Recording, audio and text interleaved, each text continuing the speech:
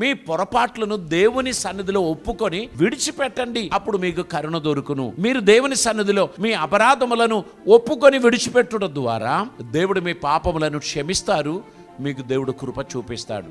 దేవుడు తన దీవెనలను ఆశీర్వాదములను మనకు దయచేస్తాడు అని చెప్పాడు. కనుక మోసపోకండి. మీరు ఈ లోకంలో జీవించుచున్నప్పుడే మీ పాపాలు దేవుని సన్నిధిలో ఒప్పుకోవాలి.